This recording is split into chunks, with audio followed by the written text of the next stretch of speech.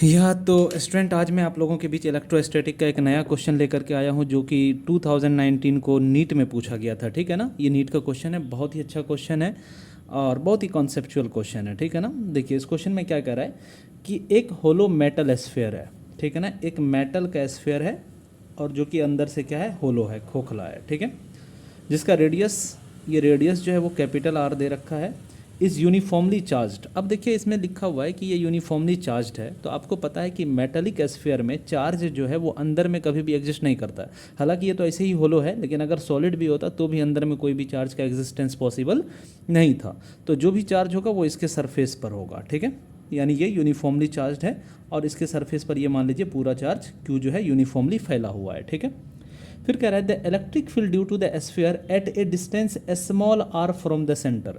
अब small r distance पे, centre से स्मॉल आर डिस्टेंस पे आपको इलेक्ट्रिक फील्ड बताना है, तो वो स्मॉल आर ये डिस्टेंस भी हो सकता है, ये भी हो सकता है, ये भी हो सकता है, और या फिर इसके बाहर भी, यहाँ पर भी हो सकता है, या तो ये आर भी हो सकता है या ये भी हो सकता है, यानी कि बाहर भी हो सकता है, अंदर भी हो सकता है, और उसी के अकॉर्डिंग यहाँ पर आपको कुछ ऑप्शंस दिए गए हैं। ठीक है ना, तो देखिए सबसे पहले बोल रहा है कि ये इलेक्ट्रिक फील्ड के बारे में बात कर रहा है, तो इसमें लिखा हुआ है कि डिक्रीजेज एज आर इंक्रीजेज। कह रहा है कि अगर आर की वैल्यू इंक्रीज करेगी तो इलेक्ट्रिक फील्ड डिक्रीज करेगा, और उस आर के लिए यहाँ पर इन्होंने कंडीशन दिया है कि जब आर रेडियस से छोटा होगा, यानी कि आप इस स्फीयर के अंदर में जैसे जैसे स्मॉल आर की वैल्यू को बढ़ाते जाएंगे वैसे वैसे इलेक्ट्रिक फील्ड की वैल्यू घटती चली जाएगी। तो देखिए सबसे बड़ी बात ये होती है कि किसी मेटेलिक स्फीयर के अंदर में जो हमारा टोटल इलेक्ट्रिक फील्ड होता है वो जीरो होता है। तो अगर आप आर की वैल्यू को सेंटर से अगर बढ़ाना शुरू करेंगे तो ये पूरे रीजन में इलेक्ट्रिक फील्ड जीरो ही रहेगा, तो डिक्रीज और इंक्रीज वाली कोई बात होती ही नहीं है यहाँ पे। ठीक है ना, तो इसलिए ऑप्शन ए आपका एकदम से गलत हो जाएगा, क्योंकि यहाँ पर लिखा हुआ है कि जैसे जैसे आर इंक्रीज करेगा फील्ड जो है डिक्रीज करने लगेगा। तो डिक्रीज कैसे करेगा जबकि पूरी जगह पर तो जीरो ही रहना है। ठीक है ना,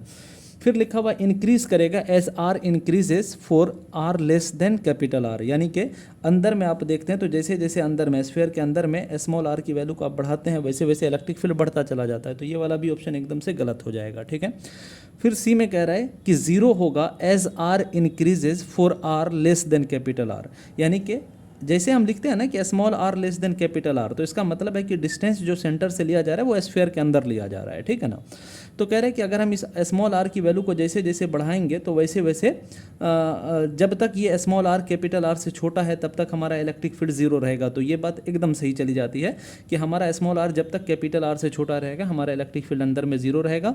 और फिर आगे लिख रहा है डिक्रीज करेगा as r increases for small r greater than capital R, मतलब कि जैसे ये स्मॉल आर कैपिटल आर से बड़ा होता है, मतलब कि स्फीयर के बाहर चला जाता है, और उसके बाद ये जैसे जैसे बढ़ता चला जाएगा वैसे वैसे फील्ड घटता चला जाएगा। अगर आप इसके ग्राफ की बात करेंगे तो इसका ग्राफ भी हमें पता है कि कुछ ऐसा होता है कि कैपिटल आर तक कोई फील्ड नहीं होता है और कैपिटल आर से फिर इस तरीके से घटता चला जाता है स्मॉल आर को अगर हम बढ़ाते हैं तो। ठीक है ना, तो ये अगर हमारा इलेक्ट्रिक फील्ड है तो कुछ ऐसा ग्राफ चला जाता है। तो इसलिए हमारा ऑप्शन सी जो है वो एकदम यहाँ पर सही चला जाएगा। डी को अगर देखें तो डी में भी लिखा हुआ है क्या कि जीरो रहेगा as r increases for small r less than capital R, तो ये बात तो एकदम सही लिखा हुआ है। लेकिन अगला टर्म में लिखा हुआ है कि इंक्रीज करेगा as r increases for small r greater than capital R, यानी इस रीजन में बोल रहा है कि इलेक्ट्रिक फील्ड घटे बढ़ेगा, जबकि हम देख रहे हैं क्या होता है, घटता है। तो यानी डी वाला भी ऑप्शन गलत है, यानी हमारा ऑप्शन सी एकदम से सही है। Thank you so much.